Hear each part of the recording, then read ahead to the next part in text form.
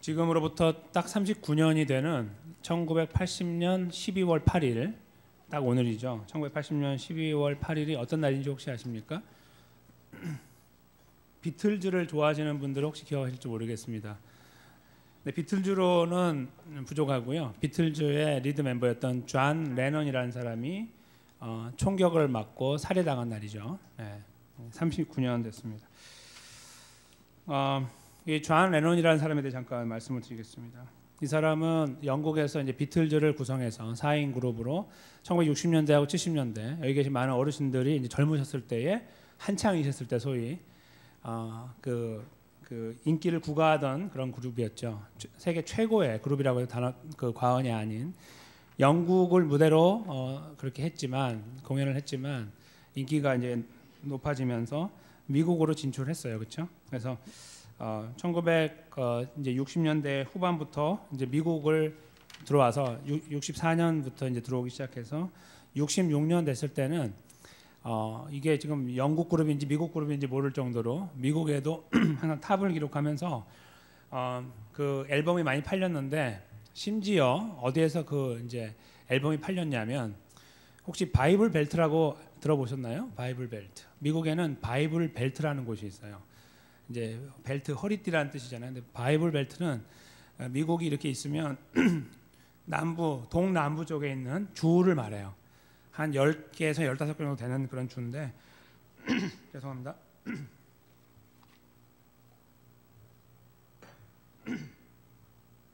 예를 들면 뭐 알라바마, 텍사스, 그다음에 조지아, 뭐 미조리 이런 주 들어보셨죠? 그런 주에 가면 기독교가 굉장히 보수적이에요. 거기를 바이블 벨트라고 불러요. 거기 가면 이런 팝송 같은 게 그렇게 흔하지가 않고 함부로 틀어놓지 못하는 그런 분위기입니다. 그래서 이제 보수주의라고도 하고 어떤 경우는 근본주의라고도 부를 정도로 굉장히 하나님 말씀에 굉장히 이렇게 집중하고 무게를 두고 사는 사람들이 많아요. 이제 그쪽에. 근데 그쪽을 장악해 버린 거예요. 비틀즈가 1966년에. 그래서 뭐라고 말을 했냐면 그때쯤에 됐을 때 비틀즈가 예수보다 더 인기가 있다 이런 말을 했어요. 뭐 크게 바도당한 말은 아니지만 당시에 이제 그 지역에 있는 남부에 있는 분들에게는 이런 사탄 같은 이런 말이죠. 그런 말을 이제 했어요. 근데 그 말을 꽁하고 하던 어떤 사람 한 명이 있었어요. 그 사람이 1980년 12월 8일을 날짜로 잡아서 총을 준비하고 가서 이제 방아쇠를 당겼죠.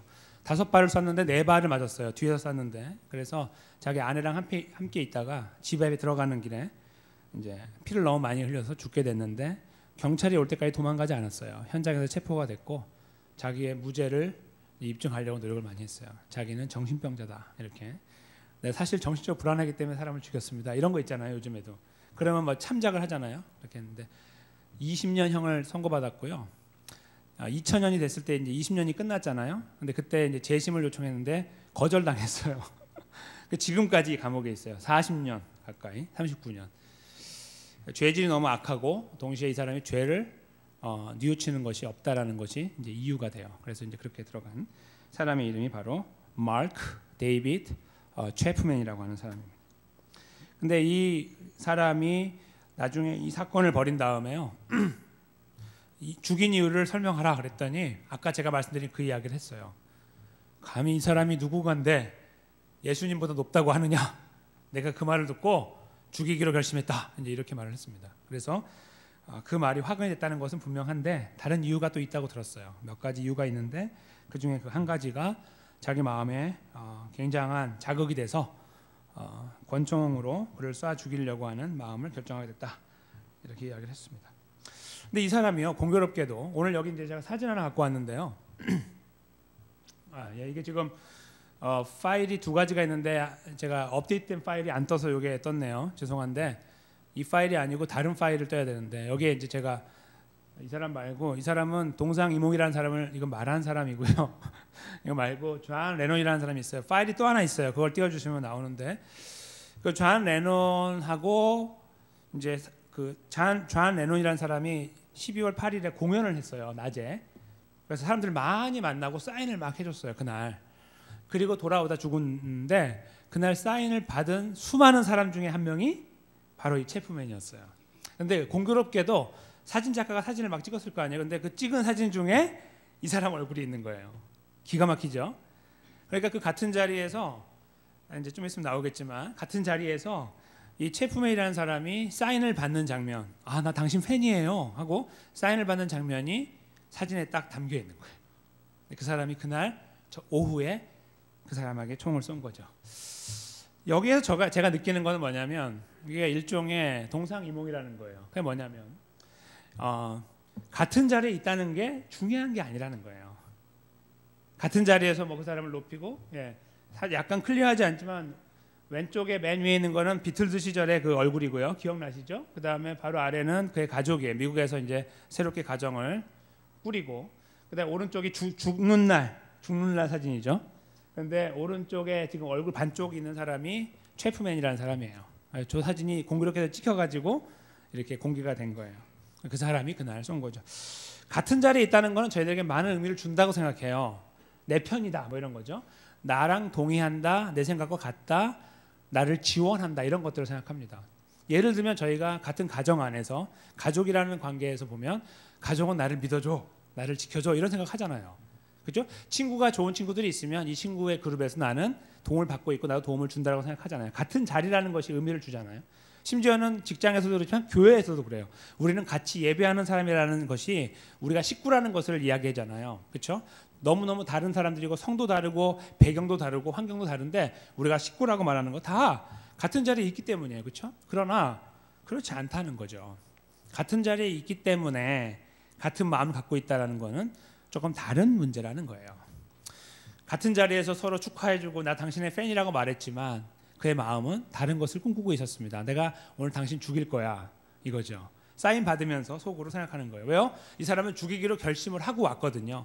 그 공연의 자리에서 박수를 치고 나 당신 팬입니다라고 뛰어갔지만 사인까지 받았지만 무의미한 거예요. 다 결국은 죽일 거니까. 그렇죠? 저는 이것이 동상이몽의 아주 하나의 분명한 예라고 생각이 들었어요. 동상이몽의 중요한 예입니다. 같이 가지만 서로가 때로는 총뿌리를 겨누는 그런 사회를 우리가 살고 있고 삶을 살고 있다고 말해도 과언이 아니에요. 그렇죠? 그런 의미에서 제가 좀 과하게 말씀드린 부분도 있겠지만 한번 잘 생각해 보시면 저희가 티격태격하고 있잖아요. 그런 거 그냥 작은 다툼 같은 걸 일으킬 때도 보면 분명히 같이 있고 다 생각이 같을 것 같은데 그렇지 못한 그런 시간을 지나가기 때문에 만난다고 볼 수 있다는 거예요. 이렇게 극단적으로 가는 경우가 아니라 할지라도 그렇다는 거죠. 한번 생각해 보세요. 동상이몽을 지나가고 있는 분이 혹시 주변에 안 계신가 이렇게 생각해 보십시오.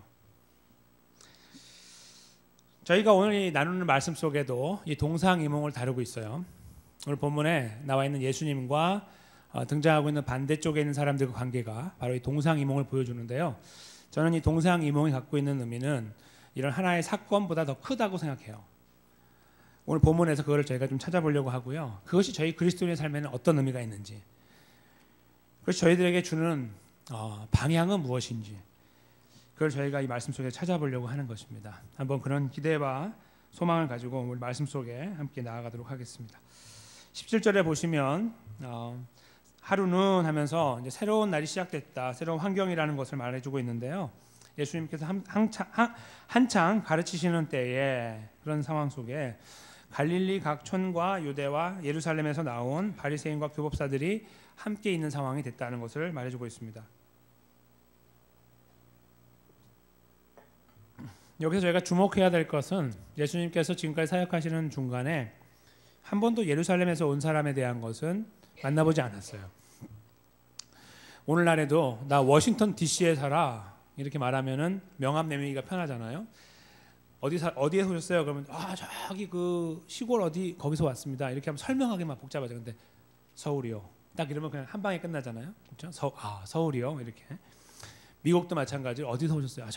저기 알라바마 어디 저쪽에 어디 가면 있는데요. 그게 아니라 워싱턴 DC요. 이렇게 한 방에 끝나잖아요. 그렇죠? 당시에도 그랬어요. 어디에서 오셨어요? 예루살렘이요. 그러면 끝나는 거예요. 시골 마을에서는 그러세요. 이렇게. 그게 예나 지금에 똑같아요. 여기에서 지금 나오는 각촌, 갈릴리 각촌하고 유대라는 거는 그냥 시골 마을들 그런 거예요. 그냥 시골에 있는 조그만 마을들, 그 갈릴리 주변에 있는 조그만 마을들 그런 걸 말하는 거고, 예루살렘은 수도를 말하는 거죠. 근데 거기에서 누가 왔어요? 바리새인과 교법사들이 왔다. 그러니까 섞여 있는 거예요. 바리새인들도 레벨이 달라요. 나는 예루살렘 바리새인인데 넌 어디서 왔냐? 이렇게 물어보면 저는 갈릴리에서 왔습니다. 이런 거 스스로 고개를 숙여야 되는 이런 분위기가 당시에도 있었다는 거죠. 그래서 여기 분위기는 지금 무엇을 말해주냐면 예수님 만난 이 상황은 굉장히 두려운 상황이라는 거예요. 예수님에 대해서 칼을 갈고 있는 어떤 유대인들이나 아니면 지도자들이 칼을 한번 휘둘러 보려고 왔다, 이렇게 보셔도 과언이 아니고 굉장히 날카롭게 예수님을 지켜보려고, 예수님이 실수하는 걸 찾아보려고 하는 그런 마음으로 여기에 모였다라고 보시는 것이 옳아요. 되게 특별하고 또 굉장히 중요한 상황이 된 거예요. 예수님이 부르지도 않았는데 소문을 듣고 올라와서 그 자리에 함께 모여서 예수님이 무슨 말 하는지 팔짱 끼고 한번 들어보는 거죠. 이렇게 그런 상황 속에 예수님이 계신 거예요. 그런데 그들이 다 앉아 있잖아요. 이렇게. 근데 거기에서 병을 고치는 주의 능력이 예수님께 있어서 병을 고치는 일을 막 하셨어요. 근데 그 소문을 듣고 사람들이 달려왔어요. 거기 18절에 보시면 한 중풍병자를 사람들이 침상에 메고 왔다 그러는데, 여기 사람들이라는 말은 마가복음에 보면 2장에 보면 4명이에요. 4명. 그러니까 4명의 친구들이 중풍병자인 친구 한 명을 메고 들것에 실어가지고 온 거예요. 고치기 위해서. 왜냐하면 예수님께 가면 고친다는 소문을 들었으니까요. 그게 오늘 이제 상황이 시작되는 거죠. 그런 상황 속에서 이 분위기는 별로 달갑지 않아요. 예수님이 말 한마디 잘못하면 책 잡힐 수 있는 그런 상황. 그러나 예수님은 그 자리에 계셨고 사람들은 예수님께 달려왔어요. 그리고 여기에 이 중풍병자도, 이름 없는 이 사람도 들것에 실려가지고 온 거예요. 그런데 분위기가 어떻습니까? 그 주변에 사람이 너무 많아서 들어가지 못하는 상황이 됐다라고 19절에 쓰고 있으니 그들이 지붕으로 올라가죠. 당시에 이스라엘의 집의 구조는 뭐 영화나 만화 같은 거 보셔서 아시겠지만 평평했어요. 평평한 집에 이렇게 이런 지붕이 아니고요. 이렇게 평평하게 만들고 이제 진흙을 이겨서 만들어서 막 점프를 막 한다거나 삽 같은 거를 막 때리면 금방 구멍이 뚫리는, 비가 많이 오지 않기 때문에 그렇게 해도 충분히 집이 유지가 되고 그런 상태였어요. 그래서 여기서도 친구들이 아이디어를 내서 2층으로 올라가죠. 지붕으로 올라가서 기와를 벗겼다는 것은 진짜 우리처럼 그런 기와가 아니고요. 그 안에 그 흙으로 되어 있는 것을 팠다 그런 말이에요. 이렇게 파내서 구멍을 쉽게 만들게 된 거죠. 그래서 만든 다음에 병자를 침상채 무리 가운데로 예수님 앞에 달아내렸다 하는 것이 상황의 발전입니다. 그 안에 있는 사람들이 어떻겠습니까? 하늘에서 갑자기 소리가 나더니 막 흙이 떨어져. 이거 뭐지? 봤더니 뭐 하나가 이렇게 내려오는데 보니까 죽어가는 사람이 내려와 있는 거예요. 이게 분위기를 다 망쳐버리는 이런 상황 한번 연상해 보십시오. 별로 좋지 않은 분위기, 그렇죠? 막 혼란한 분위기 속에 이 사람이 내려온 거예요. 그걸 보고 예수님께서 이렇게 반응을 하시죠. 20절에 보면 그들을 보고가 아니고 저희 믿음을 보시고 이렇게 말씀하세요. 이게 저들이 이렇게까지 해야 되는 믿음, 그 믿음을 보시고 말씀하십니다. 누구에게 하냐면 여기서 말하는 저희 믿음은 복수예요. 저기 5명의 믿음이에요. 저 위에 있는 4명하고 여기 내려온 사람 5명의 믿음이고, 실제로 말을 하는 거는 위에 있는 사람들은 빼고요. 필요 없으니까 여기 아래에 있는 사람한테 말해요. 이 사람아, 야, 너 죄 사함을 받았다. 이렇게 말씀한 거예요. 그 지금 누워 있는 사람한테. 근데 이런 말씀을 하셔서 일이 커지게 된 거예요. 그렇죠? 이 말씀을 하시고 나니까 21절에 바리새인들과 또 서기관 거기 모여 있는, 이거를 서기관은 영어로 보통 이제 스크라이브스라고도 이렇게 쓰는 사람, 성경을 쓰는 사람들도 하지만 그들은 성경을 쓰는 때에 하도 많이 쓰기 때문에 거의 암송을 할 정도가 된다고 그래요. 그래서 성경을 가장 많이 문자 그대로 알고 있는 사람들 이렇게 보시면 돼요. 그 사람들이 이제 막 머릿속으로 막 생각하는 거예요. 확 생각하더니 의논을 하더니 뭐라 그래요? 21절에 이 참남한 말을 하는 자가 누구냐? 신성 모독을 하는 자가 누구냐? 그런 말이죠. 오직 하나님 외에 누가 죄를 사하길래 자기가 뭔데 감히 이 사람의 죄를 사했다가 말았다를 함부로 말을 하느냐? 요게 자기 안에 이렇게 나누고 있는 대화, 아니면 혼자 생각하는 문제들이었어요. 근데 20절에 보니까 예수님이 그 마음을 간파하셨어요. 뚫어본 거죠. 그리고 의논을 하시고 너희 마음에 무슨 의논을 하고 있느냐? 이렇게 물어보십니다. 그러면서 예수님이 제가 사실은 저희가 이런 걸 질문했는데요. 그렇게 하지 않고 답을 하기 전에 예수님께서 답을 하시죠. 한번 생각해봐라 이거예요. 한번 생각해 보십시오. 너의 죄사함을 받았다라고 하는 말하고요, 일어나 걸어가라 라는 말하고 어느 것이 쉽습니까? 먼저 한번 답을 찾아보세요.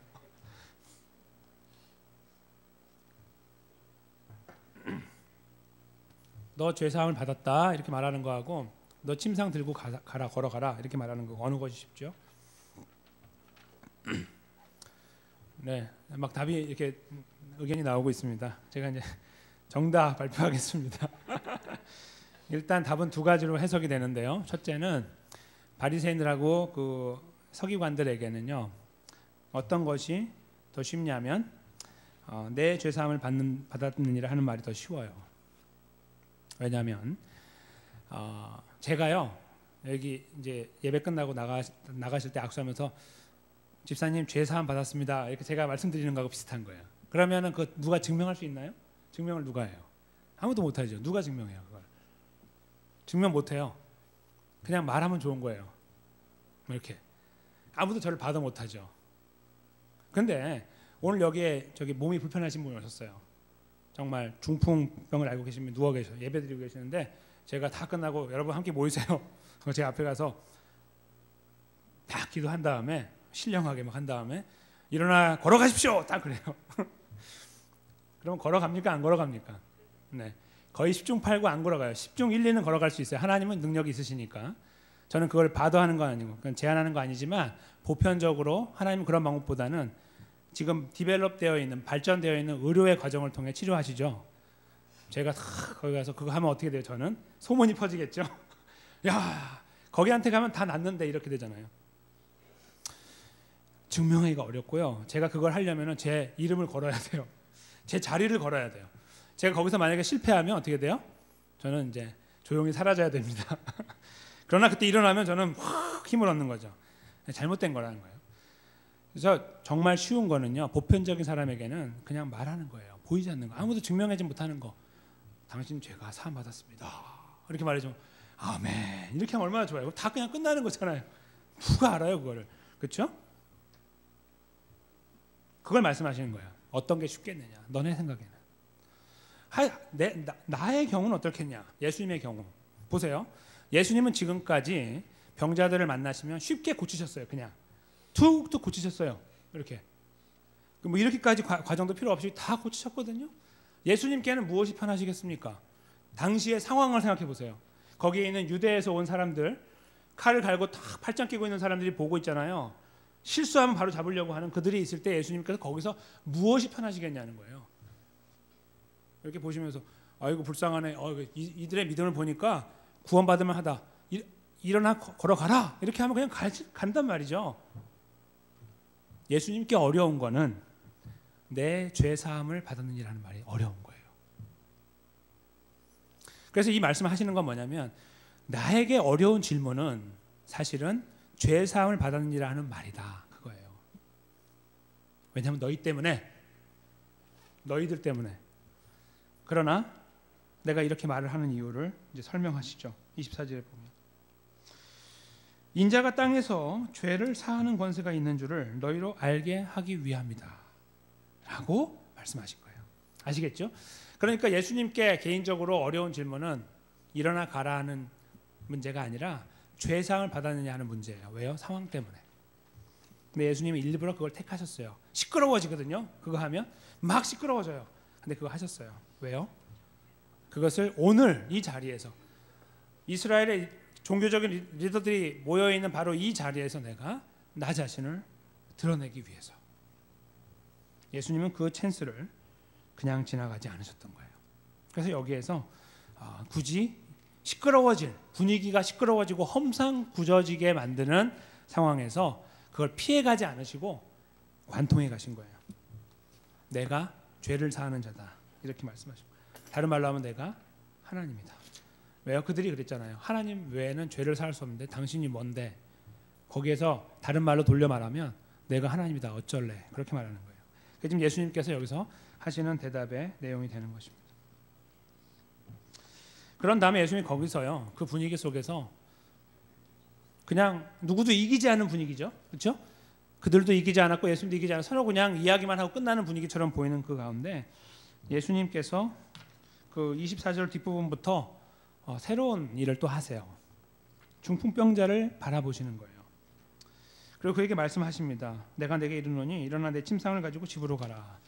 예수님이 지금 무엇 하시는 거죠? 첫 번째로는 내가 죄를 사하는 권세가 있다는 것을 이렇게 선포하셨잖아요. 굳이 안 하셔도 되는데 하셨잖아요.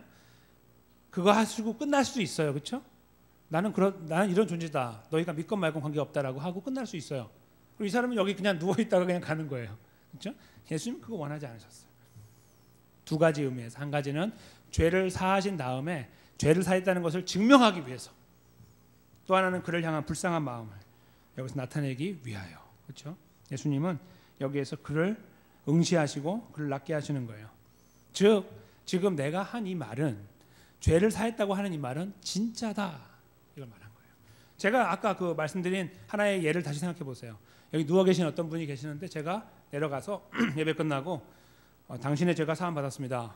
그럼 우리가 다 여기서 아멘 할 때, 자 이제 보십시오, 내가 증명하겠습니다, 일어나 가십시오 할 때 그분이 일어나 간다고 생각해 보세요. 야 진짜 저 목사가 한 말은 진짜다, 죄를 사한 게 맞구나, 이렇게 연결해서 이해하지 않겠어요? 예수님 여기서 바로 그 두 가지 일을 한꺼번에 하신 거예요.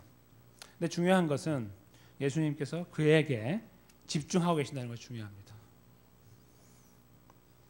이 험상궂은 분위기에서 그냥 예수님 말씀을 하나 꺼내고요, 나 이런 존재다 알겠냐?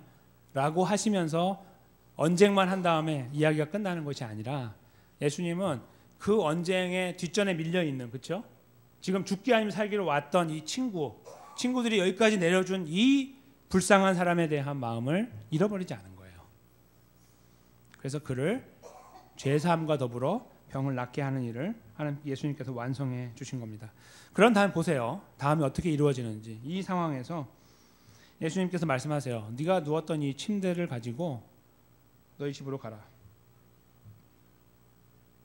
이렇게 말을 했어요. 그랬더니 그 사람이 25절에 침대를 들고 자기 들 것을 이렇게 싸가지고 나가면서 하나님께 영광을 돌렸다, 이렇게 쓰고 있습니다.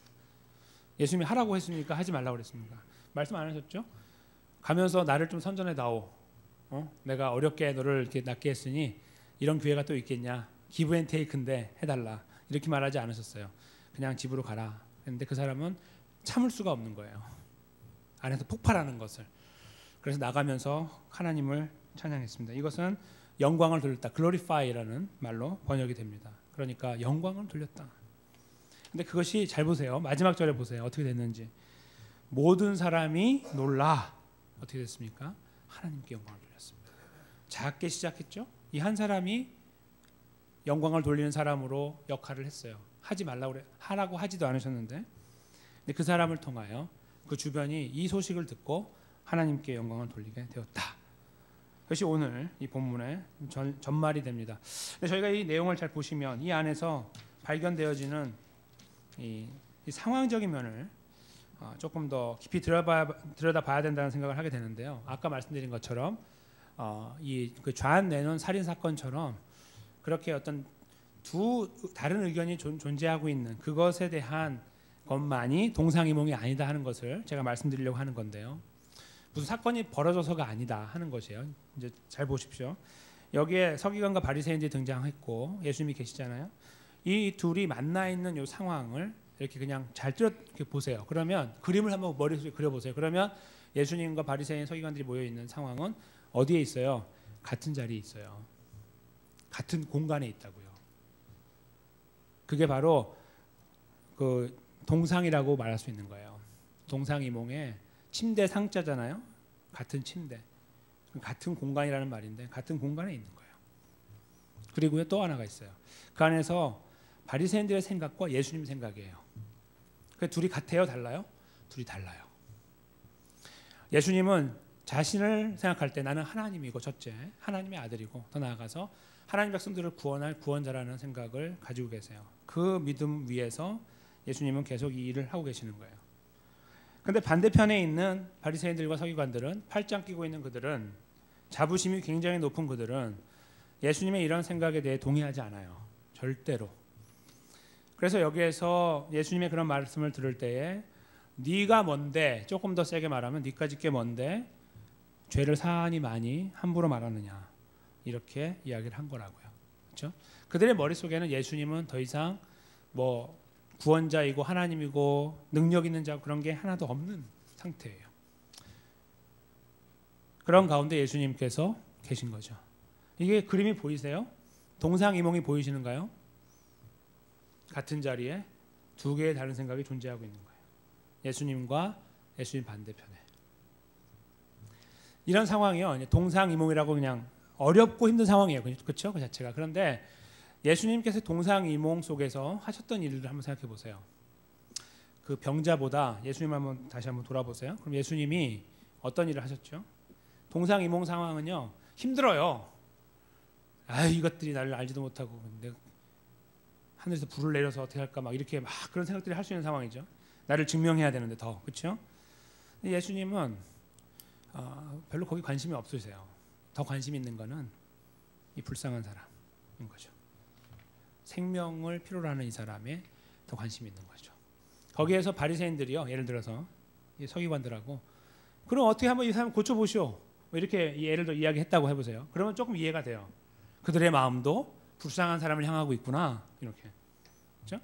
당신이 정말 죄를 사했다면 이 사람도 고쳐보시오, 이렇게 이야기할 수 있어요. 거기에 관심이 없는 거예요. 정말 나쁜 사람들이죠. 와가지고 그 예수하고 이렇게 대결해가지고 예수를 누르고 거기에서 쾌재를 부르는 그런 거에 만족하는 사람이 불쌍하고 죽어나가건 아파하건 힘들어하건 좌절하건 절망 다 관심 없는 거야. 자기들 자존심, 자기들 갖고 있는 것들, 거기에만 관심을 갖고 있는 사람. 그 둘이 이 뭐죠? 동상이몽, 이 상황을 연출하고 있는 거예요. 근데 예수님이 거기서 그 분위기에 휩싸여서 에이 그래 뭐 이게 지금 중요하냐, 내 이름이 중요하지, 그렇게 하지 않으시고 그를 향해 다시 마음을 두시고 그를 낫게 하셨어요. 관심 없는 일, 거기 예수님은 초점을 두고 계셨다는 것, 저희가 그것을 동시에 여기에서 헤아려 볼 필요가 있습니다. 왜냐하면요, 동상이몽이라는 상황을 극복하는 방법이 바로 이것이기 때문입니다. 그러면 동상이몽을 제가 좀 더 구체적으로 이제 마지막으로 세 번째 훑으면서 다시 한번 말씀을 나눠볼까요? 동상이몽. 저희가 지나가고 있는 동상이몽이 어떤 건지 생각해 보세요. 그거는 단순한 의견의 대립이 아니고요. 그것도 있지만 가정 안에서, 직장에서, 교회 안에서, 그게 아니라 우리가 믿는 믿음의 대립 구조에서 발생합니다. 살아가시는 삶의 여정을 한번 보세요. 다 성도들이세요? 주변에 만나는 분들마다 다 믿음이 좋으셔가지고 할렐루야 항상 외치시면서 할렐루야 하면 한쪽에서 아멘하고 맨날 이렇게 사세요? 아니요, 천만의 말씀이요. 별의별 삶을 다 만나면 살잖아요. 그렇죠? 아, 이게 내 이웃이었어 이게? 이런 사람들도 만나고, 그렇죠? 심지어는 조금 안타깝게도 가정 안에서 만날 수도 있고, 그렇죠? 친척들 안에도 만날 수 있는, 그것이 바로 동상이몽이라는 거예요. 그 안에 동상이몽이라는 상황은 무엇을 저에게 말해주고 있냐면 예수 그리스도를 믿는 믿음과 그렇지 않은 믿음이 크래쉬, 둘이가 부딪히는 상황, 그것이 바로 오늘 본문에서 의미하는 동상이몽이라는 겁니다. 생각이 조금 다르고 목표가 조금 다르고 그래서 조금 타협할 수 있는 그런 게 아니라 섞일 수 없는, 함께할 수 없는 두 생각이 세상에 공존하고 있다는 거예요. 저희가 나가서 살아가는 삶이 그래요. 우리가 만나는 사람들이 그래요. 그리스도인도 만나고 그렇지 않은 사람도 만나고, 더 나아가서요, 당신 그리스도인이야? 그까지 예수 믿어 뭐해? 라고 말하는 사람도 만나요. 그렇죠? 그것이 우리가 사는 삶입니다. 여기 본문에 등장하고 있는 동상이몽은 그래서 어떤 이런 케이스를 말하는 게 아니고요, 우리 삶을 말하는 거예요. 살아가는 삶의 현장이 동상이몽이에요. 그렇게 볼 때. 그러니까 저희가 동상이몽을 극복해야죠. 그렇죠? 근데 그 방법이 병자가 낫기 때문에 그런 걸로요? 그거보다 저는 예수님께 집중하는 것이 옳다고 아까 말씀드렸는데, 예수님이 어떻게 이 동상이몽 상황 속에서 처신하십니까? 끝까지 자기 목을 곧게 세우면서 뭔가를 증명하시는 과정을 보여주기 위해서? 아니요. 그는 이 불쌍한 한 사람을 바라보고 계시는 거예요. 예수님의 이름이 땅에 떨어져도, 제대로 인정받지 못해도 중요한 게 아니에요. 예수님은 지금 그 한 사람이 더 중요한 거예요. 그래서 그를 집어 올리시고 낫게 하시고 회복해 주셨습니다. 아까 말씀드린 것처럼 그 사람이 나가면서 했던 일을 저희가 떠올려 보면 저희가 그 다음 일들을 생각해 보게 됩니다. 하지 말라고 해도 하는 거예요. 뭘요? 나의 이름이 떨어지고 내가 손해를 보고 내가 무너져도 예수님의 이름을 지키는 겁니다. 여러분 그거 하셔야지 구원받습니다.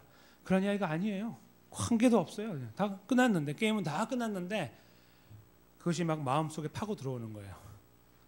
그분이 나를 사랑하고 나를 지키고 나를 인도하고 나에게 영원한 생명을 주셨다는 사실이 막 파도처럼 밀려오는 거죠.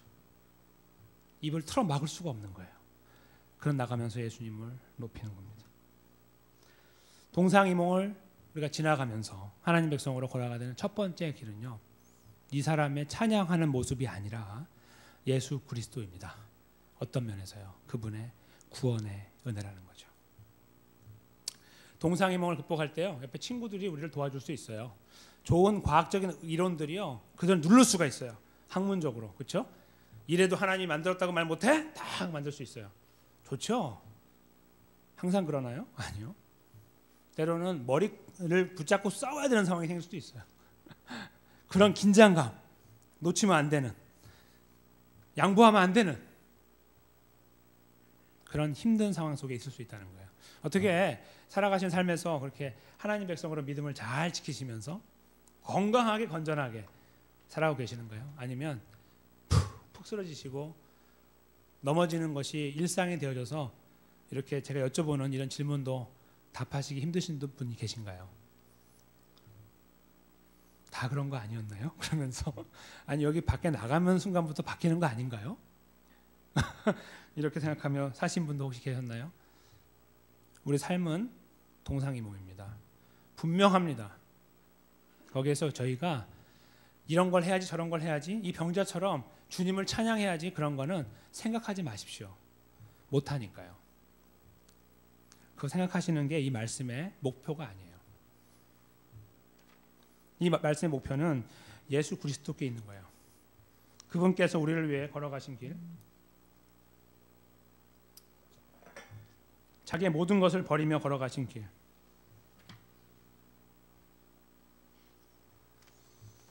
바로 그 걸음에 있다는 거죠. 오늘 본문은 그것을 미리 보여주고 있어요. 우리를 위해 십자가를 지시고 돌아가신 그 걸음, 아무도 그 걸음에 대해 인정하지 않고 조금의 반응도 보이지 않는 그런 상황 속에서 예수님은 묵묵히 그 걸음을 완성해 주시고 우리를 구원해 주셨습니다. 바로 그 그림을 저희 여기에서 예수님께서 이 의미 없고 가치 없어 보이고 소망 없어 보이는 이 한 사람, 가난해 보이고 별거 아닌 것처럼 보이는 이 사람께 다시 집중하고 그에게 팔을 내밀어 그를 일으키시는 이런 과정을 통해서 보여주셨다는 것이죠. 세상에서 부딪히는 환경들 쉽지가 않아요. 거기에서 무슨 계명을 붙잡고 사는 사람도 많아요. 아니 내가 이 계명을 꼭 붙잡아야지. 그 10계명이 아니라 뭐 나름의 세우는 그런 거 있잖아요. 여기서 내가 절대 타협하지 않고 막 이렇게 하겠다. 그걸 잘 지키시는 분도 계시겠죠. 굉장히 적게, 그렇죠? 많은 분들은 그것 때문에 무너집니다. 마치 오늘 본문에서 예수님은 옆으로 치워놓고 이 병자로 살다가 나은 이 사람이 와 하나님 감사합니다 했던 거기에 집중하는 거예요. 아 저렇게 해야 되는데 저렇게 여기에서 내가 저렇게 가야 되는데 이렇게 생각하는 거예요. 이 다리를 생각하지 않고 저희는 오늘 여기에서 동상이몽 상황도 설명했고 이해하지만 어떻게 우리가 살아가야 될지에 대한 이 중간 부분을 떠올려 보는 겁니다. 거기에는 우리의 구원자 예수 그리스도가 계신 것이죠. 그분이 우리에게 보여주신 겁니다. 이렇게 하라는 것도 보여주셨겠지만 더 나아가서 그것보다 더 중요한 것은 그렇게 우리에게 다가오셨다는 것을 보여주시는 거죠.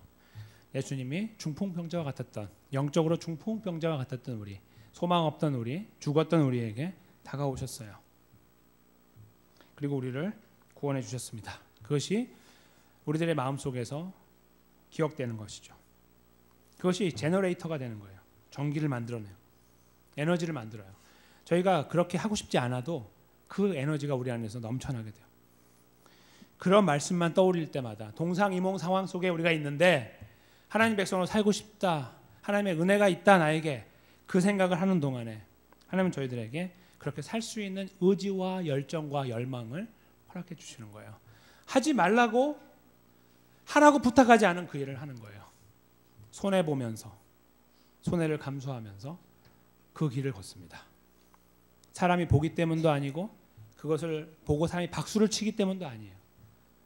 그저 너무 그 은혜가 감사하기 때문에 그런 삶을 살고 싶은 거예요. 옆에서 누가 말려도 소용없어요. 제발 그렇게 하지 마세요라고 해도 그 길을 갑니다. 저희가 걸어가는 동상이몽의 상황은 이론적으로 볼 때에는 그렇게 여러 다른 아이디어, 특별히 주님을 반대하고 우리가 갖고 있는 그리스도인 믿음을 반대하는 그런 입장을 설명하기도 하지만 그것은 저희들에게 여러 가지 비아냥거리는 모양으로 등장합니다. 네가 그래도 그리스도이냐? 이런 것들이죠. 우리가 좀 약하고 약간 주춤하는 동안에 네가 그래도 그리스도이냐? 라는 질문으로 다가와요. 그리고 옆에 와서 계속 까짝까짝 댑니다. 그리고 자꾸 방해하고 손해를 보는지 안 보는지 한번 보려고 해요. 못 참으면 뭐라고 그래요? 야, 네가 그래도 네가 목사야? 응? 너 그것도 못 참으면서 못 써요? 이렇게 말해요. 자존심을 막 그냥 쥐어짜죠. 그렇죠? 그런 상황이에요. 그게 바로 동상이몽이라는 거예요. 더 구체적으로 말씀드리면 그냥 이론적으로 붕 떠 있는 생각이 아니에요. 아, 상황 세상에 나가면 다 달라 그게 아니라 우리가 만나는 건 그렇게 힘들다는 거죠. 힘들어요.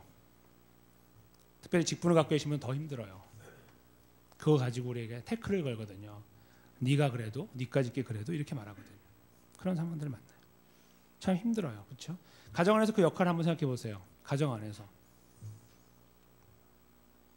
쉽지 않으시죠? 세상의 가치관보다 위로 올라가야 되거든요.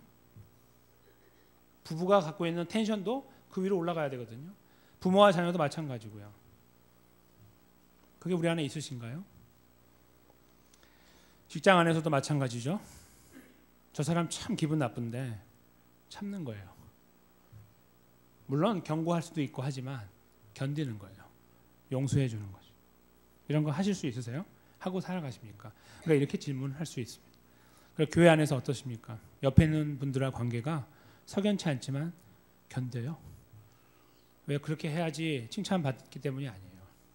사람들이 알아줘서가 아니라 주님이 나를 그렇게 대해 주셨잖아요.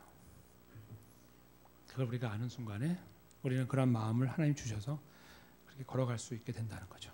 이 모든 것들은 그러므로 오늘 이 병이 나은 중풍병자의 하나님께 영광을 돌리는 이 걸음은 굉장한 희생을 저희들에게 요구하고 있다. 이걸 동시에 저희가 가늠하셔야 될 것입니다. 그냥 허허 웃고 살아가는 거에 끝나는 것이 아니고 또 어떤 분들 사람을 많이 만나시고 어떤 분은 적게 만나시고 많이 만나시기 때문에 많고 적게 만나시기 적다 그런 것은 아닐 것입니다. 그렇죠? 많이 만나시건 적게 만나시건 저희 이런 도전들을 만나요. 정직이라는 문제, 겸손이라는 문제, 용서라는 문제 이런 문제 앞에 설 때마다 저희는 이 벽이 높다는 걸 경험합니다.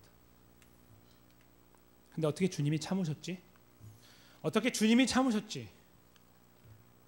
또 저희가 함께 생각할 수 있는 기회가 됩니다.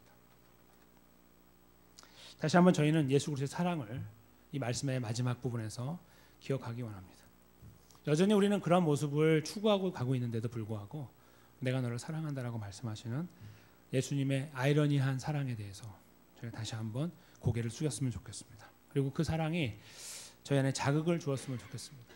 많은 것들을 이룰 목적과 목표를 내려놓고 가장 작고 가장 기초적이며 가장 근본적인 사실, 나를 사랑하신 주님, 나를 품어주신 주님, 지금도 그렇게 나를 이끌어 나가시는 주님, 바로 이 사실 위에 저희가 조금 더 겸손하게 세워졌으면 좋겠습니다. 조금 더 진지하게 세워졌으면 좋겠습니다. 그리고 그 안에서 주시는 주님의 자극하심, 이걸 통하여 우리들의 삶을 다시 한번 점검하고 오늘을 살아가야 되는 삶의 방향과 목표와 의지를 다시 새롭게 하고 또 걸음을 책임지고 계시는, 정말 더 아이러니하게도 걸음을 걸으셨지만 우리 안에 계셔서 그 걸음을 책임지고 그 짐을 함께 지고 계시는 예수 그리스도를 다시 바라보시면서 이 삶의 무게를 의탁하고, 주님, 저도 이 병자처럼이 아니라 주님, 저도 주님처럼 살게 하여 주십시오 라는 걸음, 바로 그런 자리에 저희가 힘있게 세워져야 될 줄 믿습니다. 우리들의 힘이 아니라 함께 하시는 예수 그리스도의 능력과 도우심을 의지하여 이 걸음 속에 저희 모두가 함께 편승하시고 함께 격려하며 걸으시는 은혜의 시간이 삶이 되시기를 주님의 이름으로 간절히 축원합니다. 함께